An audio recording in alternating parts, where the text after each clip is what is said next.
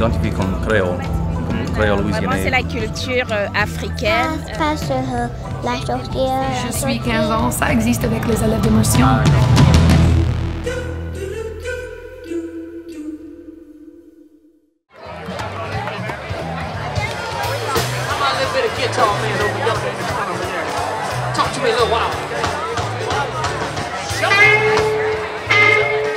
Bonjour, on est là au Festival Acadien et Créole avec Monsieur Jonathan Myers avec Télé-Louisiane. On va faire un petit entretien pour voir son avis de l'avenir du français à Louisiane ainsi que ses expériences personnelles du français à Louisiane. Alors bonjour Jonathan. Bonjour.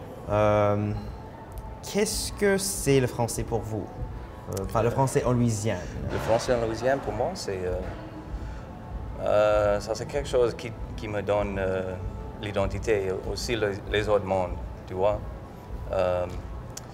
Donc, et aussi, ça donne une autre perspective de la vie, même comme les autres langues. Si tu parles une autre langue comme Kourivini ou tu vas chinois expliquer un peu ou espagnol. Qu'est-ce que c'est Kourivini, pour ceux qui ne connaissent pas?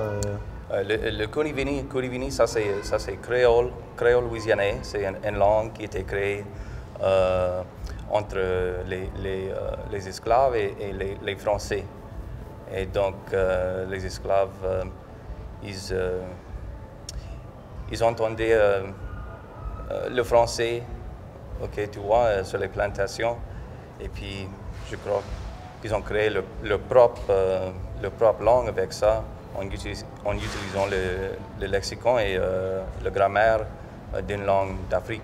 D'accord. Donc c'est un genre de mélange des langues africaines que les esclaves ont apporté avec eux et le français qu'ils entendaient du maître et tout ça. Oui, ça c'est ce que je crois et ce que j'entends de le monde comme Cliff Saint-Laurent et Christophe Landry. Qui m'a dit monsieur qui parle toujours le Kourivini. Exactement. Donc c'est toujours parlé, c'est pas une langue morte. Ouais, c'est pas une langue morte. D'accord. Et alors, est-ce que donc vous vous identifiez, vous avez dit comme français ou comme cajun ou comme créole ou comme quoi? Moi je m'identifie comme créole, comme créole louisianais ou juste créole. Et aussi, après j'ai parlé avec monsieur Ray Brassier, j'ai commencé à prononcer mon nom de famille comme Maillé ou Maillard, quelque chose un peu plus anglais. En anglais, c'est... En anglais, c'est Myers. Myers. C'est mais comme pour Oscar vous, c'est Mayer avec un D'accord, S. je comprends. OK, cool. Mais ça vient de la région d'Alsace-Lorraine et tout ça. Donc c'était en français. Donc ça, oui, mais c'était comme... c'était une région des Allemands aussi, avant, il y a longtemps, à cette époque-là. Donc votre héritage, c'est français, c'est acadien, c'est allemand, c'est quoi? C'est les trois. Donc c'est français, c'est acadien, c'est allemand, c'est Belgique, c'est irlandais et aussi, je crois, un peu anglais. D'accord, ben un peu comme moi. On est tous les deux des gumbo. Ouais. Des gumbo, et de temps en temps, j'entends dans ma famille qu'on a un peu de Mi'kmaq, l'héritage Mi'kmaq. Mais ça, c'est peut-être pour un tas des Acadiens. Oui, exactement. Il y en avait un certain mélange avec, je crois surtout les femmes Mi'kmaq et les Acadiens, parce qu'il n'y avait pas beaucoup d'Acadiennes qui sont venues de France pour habiter en Acadie. Donc je crois qu'il y avait un certain mélange entre les deux. Donc souvent on trouve ça dans les tests d'ADN. Ouais. Donc c'est intéressant. Et alors, dans la vie, vous avez quel âge du coup? Moi j'ai 34 ans. Et vous avez commencé de parler le français quand? C'était quand vous étiez petit ou plus tard dans la vie? Donc il n'y a pas longtemps, ma mère m'a raconté l'histoire que j'ai pris des cours dans le preschool et tout ça. En français, j'étais comme, vraiment? Ici à Lafayette ou? Non, à Bâton Rouge. Mais puis aussi, j'ai pris des cours en middle school, comme 6e grade, 6th grade.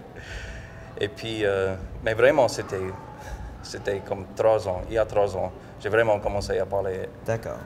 plus le français. Donc, c'était beaucoup plus tard dans la vie qu'à l'avant. D'accord. Donc, quand j'avais 30 ans ou 31 ans, je crois, c'était ça. Est-ce que vous êtes allé dans un pays francophone, un endroit francophone pour améliorer votre français ou c'était ici en Louisiane? Ouais, c'était en Nouvelle-Écosse. C'était à à Sainte-Anne. l'université Sainte-Anne, oui. Parce que je sais que beaucoup de monde ici assiste à ce programme-là. C'est très connu ici en Louisiane. Ouais. Les jeunes qui veulent apprendre français, ils vont à Sainte-Anne dans un programme d'immersion pour parler que le français, vivre un genre de vie pendant un été en français. Ouais. Et ils ont un sens de pertinence là-bas parce qu'ils ont aussi une soirée louisianaise et tout ça. Là. Ben oui, les deux Avec cultures sont liées. Exact. C'est l'Acadie, ce sont nos cousins. Ici, c'est Nouvelle-Acadie, là-bas, c'est Vieille-Acadie alors. Donc. Ouais. Et OK, oui. Donc, du coup, maintenant, tu es artiste, n'est-ce pas? Tu es peintre. Et donc, parle-moi un peu de ça. Un peu de ça. Donc, moi, je peins les tableaux qui présentent comme les bêtes et les créatures, les monstres mythologiques. Un peu de le folklore de la région, un peu? Un peu de folklore de la région, oui. Je parle avec mes amis et je prends des petits détails de tout partout et puis je mets en place une histoire, un petit conte pour ajouter quelque chose un peu hantise pour les enfants, tu vois. Ou même pour les adultes, parce que de temps en temps j'utilise... Mais un peu étrange, un peu... Étrange, tellement étrange. Surréal, un peu spirituel. Donc tu es Dali louisianais, alors. C'est ça. Peut-être.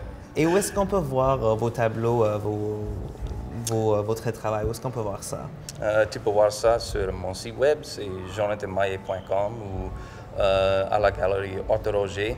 Je dis Otto Roger parce qu'il y a longtemps, il utilisait, son père a utilisé le français parce qu'il était le français, tu vois. Mais c'est Otto Roger Gallery. Oh, d'accord. Ouais. Donc là, ou même sur Instagram, comme Feral _possum. Feral Possum. La rate farouche. Ouais, c'est ça votre petit nom.